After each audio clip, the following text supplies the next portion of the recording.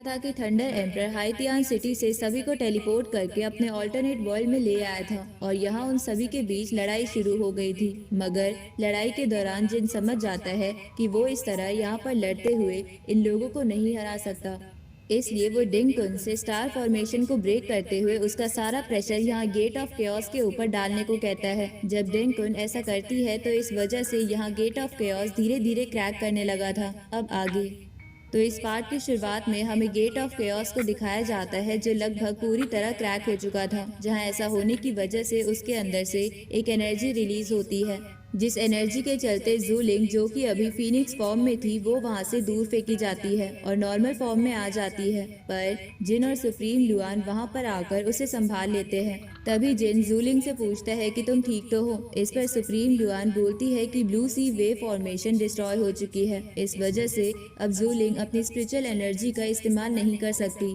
यहाँ दूसरी तरफ अभी थंडर एम्परर और बाकी सभी उस गेट ऑफ केओस के पास में आ गए थे, क्योंकि वही इस ऑल्टरनेट वर्ल्ड को वहां हाइतियान सिटी से कनेक्ट करता है। पर अब ये टूटने लगा है, इस वजह से सुप्रीम ल्यू उसे ठीक करने की कोशिश कर रहा था, लेकिन थंडर एम्परर उसे जबरदस्ती रोक देता है। ये चीज देखकर लिन किन आवाज लगाती है, लेकिन थंडर एम्परर अपनी एनर्जी से उसको अपने वश में कर लेता है। उसी वक्त थंडर एम्परर के अंदर से मोबिंग निकल कर बाहर आता है, जो कि असल में उसका क्लोन था। तो सुप्रीम ल्यू उसे देखकर शॉक हो जाता है। तभी मोबिंग यहाँ थंडर एम्परर के थ्रू सुप्रीम ल्यू से कहता है कि इस गेट को मैं संभाल लूंगा, तुम्हें अभी सिर्फ जिन पर ध्यान देना चाहिए, और वैसे भी तुम यहाँ फंस कर तो नहीं रहना चाहोगे।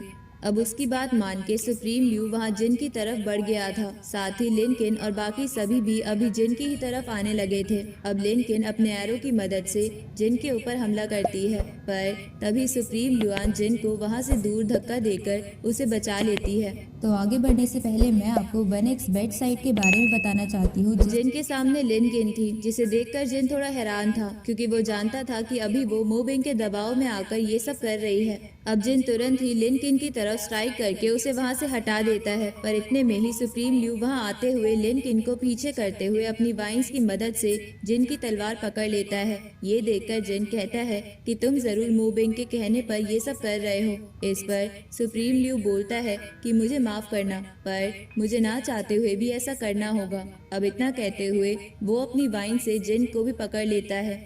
ये देखकर सुप्रीम चैन और सिटी लॉर्ड जिन की मदद करने के लिए इस तरफ आ रहे थे, पर उसी वक्त लिनकिन का भाई जिन पर हमला करता है। पर अब सही समय पर सुप्रीम चैन ने आगे आकर उसके अटैक को रोक लिया था, लेकिन फिर सुप्रीम ल्यू अपनी वाइन्स की मदद से सुप्रीम चैन पर हमला कर देता है, जिसे सुप्रीम चैन नहीं रोक पाते और उन्हें वो वाइन्स लग जाती है। ये देखकर जिन और सिटी लॉर्ड बहुत हैरान थे। तभी जिन तुरंत अपनी तलवार से उन वाइन्स को काटते हुए सुप्रीम ल्यू के ऊपर स्ट्राइक कर देता है, जिससे उनका अटैक रुक जाए। पर उसी वक्त वहाँ दूर से थंडर एम्परर अपनी हेवनली थंडर लाइट का इस्तेमाल करता है, जिस वजह से यहाँ जिन उन थंडर चेन्स में फंस गया था। और तभी ऊपर एक थंडर फॉर्मेशन अपीयर होती है, जिससे सुप्रीम चैन के ऊपर थंडर एनर्जी निकलकर गिरती है, और अब कुछ ही देर में सुप्रीम चैन की बॉडी पूरी तरह से डिसअपियर हो जाती है और वो मारे जाते हैं। ये देखकर जिन और सिटी लॉर्ड दोनों ही चौंक गए थे, पर इतने में सिटी लॉर्ड के ऊपर भी वही सेम फॉर्मेशन बन जाती है, जिसकी एनर्जी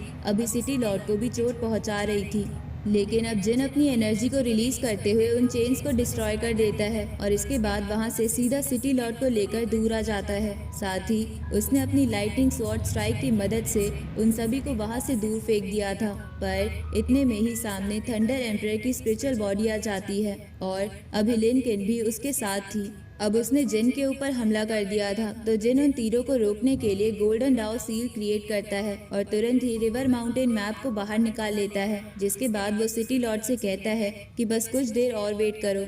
तभी थंडर एम्परर की स्पिरिट खुद आगे बढ़कर यहाँ जिन पर हमला करने वाली थी, लेकिन इतने में ही थंडर एम्परर नोटिस करता है कि जिन ने रिवर माउंटेन मैप को एक्टिवेट कर दिया है, जिस वजह से वहाँ ऊपर एक बड़ा सा माउंटेन जो कि स्पिरिचुअल एनर्जी से बना हुआ था वो क्रिएट होता है, और फिर जिन उसे सीधा गेट ऑफ केओस की तरफ फेंकता है। इसी वजह से अब वो गेट ऑफ केओस पूरी तरह से टूटने वाला था, पर यहाँ पोर्टल के बंद होने से पहले ही जिन, सिटी लॉर्ड, सुप्रीम लुआन और ज़ूलिंग वहाँ से बाहर आ जाते हैं। साथ ही लास्ट में सुप्रीम ल्यू ने भी लिनकिन और उसके भाई को बचा लिया था। इसके बाद यहाँ बाहर इन चारों के आते ही पोर्टल के अंदर से मोबिंग का क्लोन बाहर निकल कर आता है और इनसे कहता है कि शायद तुमने केओस डिस्ट्रक्शन को सहन कर लिया, लेकिन कोई बात नहीं, शायद तुम्हारा मरना मेरे हाथों से ही लिखा हुआ होगा। अब मोबिंग को देखकर सभी बहुत हैरान लग रहे थे। तभी जूलिंग भी कहती है कि ये तो मोबिंग है, ये यहाँ क्या कर रहा है। इस पर मोबिंग बोलता है कि शायद तुम मेरा ही इंतजार कर रही थी। अब वो अपनी कई सारी फॉर्मेशन क्रिएट करने लगता है और हंसते हुए जूलिंग से कहता है कि तुम हजारों सालों से केओस फॉर्मेशन के बारे में पता लगाने की कोशिश कर रही हो, पर अभी तक तुम्हें कुछ पता नहीं चला। लेकिन इसके बाद भी तुम होप लगाए बैठी हो कि तुम उसे समझ पाओगी।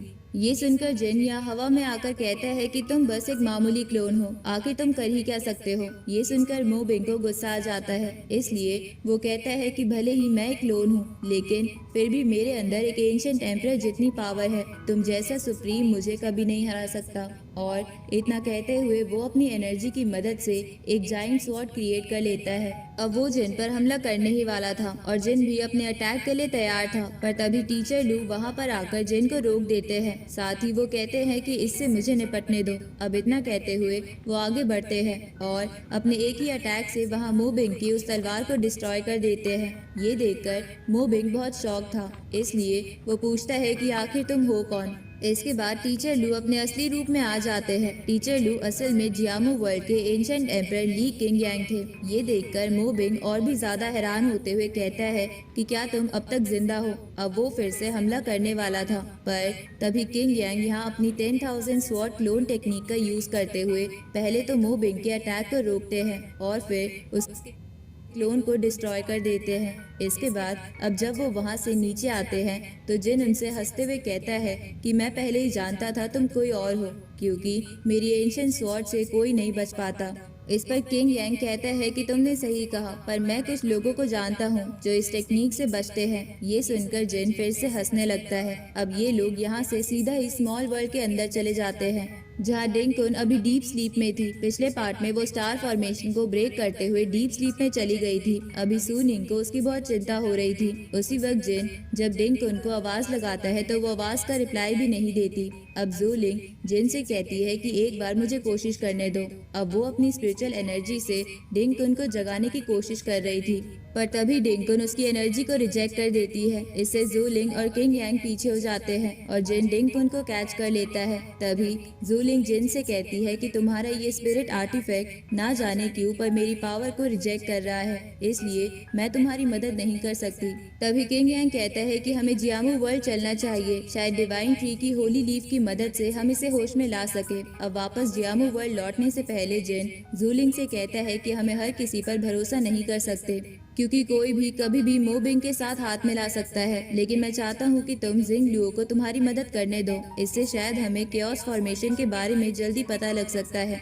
ये सुनकर जूलिंग कहती है कि मैं अब समझ गई कि आखिर तुम्हें ही जियामो वर्ल्ड को रिप्रेजेंट करने के लिए क्यों चुना गया है, इसलिए वो बोलती है कि मुझे तुम पर भरोसा है। जिसके बाद अब जिन और किंग यांग वहाँ से जाने लगते हैं। तभी जाते हुए किंग यांग जिन से कहता है कि क्या तुम इसी तरह से सभी को इम्प्रेस करते हो, जिस पर जिन कहता है कि नहीं, मैं तो बस हमेशा सही बात करता हूँ। अब वो उस पोर्टल में चले गए थे। यहाँ जूलिंग अभी कह रही थी कि लगता है शायद इस वर्ल्ड में भी एक दिन शांति आकर रहेगी। अब इसके बाद हम माउंटेन स्पिरिट हॉल को देखते हैं, जहाँ जियाओ लियान ने जिन की एनर्जी को महसूस कर लिया था, इसलिए वो कहती है कि शायद होली सन अब वापस आ रहे हैं। दूसरी तरफ हम स्कॉट को देखते हैं जो कह रहा था कि ये तो कोई फोरबिडन एनर्जी है, क्या वो वापस आ गया। अब लास्ट में हम लीजा के पास आते हैं जो अभी कल्टीवेशन कर रही थी। तभी उसे जिन की एनर्जी महसूस होती है, इसलिए वो रुककर जेनी को आवाज लगाती है। जिसके बाद जेनी वहाँ लेक से निकलकर बाहर आती है। अब लीजा उससे कहती है कि शायद जिन वापस आ गया है, पर जेनी कहती है कि वो अकेला नहीं है, मुझे उसके साथ कोई फोरबिडन एनर्जी महसूस हो रही है। और उसके ये कहते ही ये पार्ट यहीं पर एंड होता है।